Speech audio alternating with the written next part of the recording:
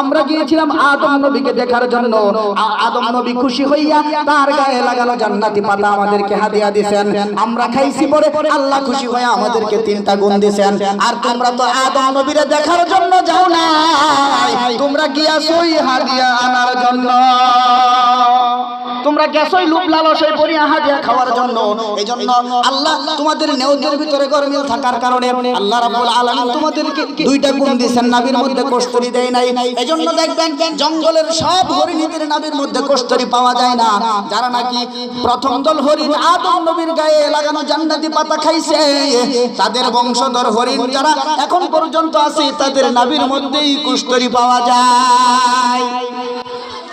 এই জন্য মায়ার নবীজি বলেন নিয়তের বড় বরকত। নিয়ত যার ভালো ফলাফল তার ভালো, যার নিয়ত ভালো না তার ফলাফল ভালো না। যার নিয়ত সহি থাকবে তার সফলতা তাড়াতাড়ি ধরা দিবে, যার নিয়ত ভালো থাকবে না তার সফলতা ধরা দিবে না। নিয়ত ভালো রাখতে হবে। কি রাখতে হবে? নিয়ত ভালো রাখতে হবে। নিয়ত যখন ভালো থাকবে অটোমেটিক্যালি আপনার সফলতা ধরা দিবে।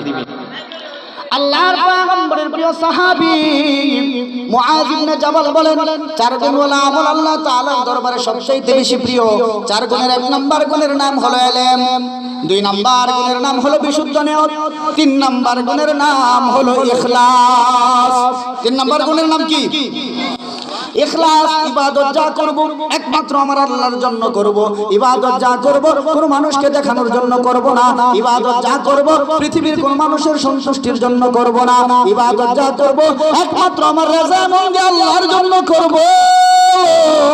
পৃথিবীর কোন মানুষকে সন্তুষ্টির জন্য না, পৃথিবীর কোন মানুষকে লোক লজ্জার ভয় না, কারো রক্ত চক্কের ভয় করে ইবাদত করলে পুরো ইবাদত কবুল হবে না রে বাবা।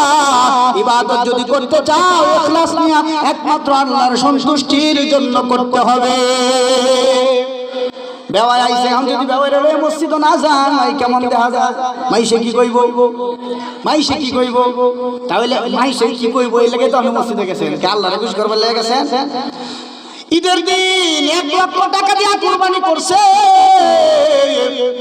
ওয়াজিব কুরবানি দেওয়া ওয়াজিব, ওয়াজিব পালন করার জন্য সারাদিন গোশত কাটতে সময় ব্যয় করছে। যোহরের নামাজের সময় ঈদের দিন মসজিদে গেছে না।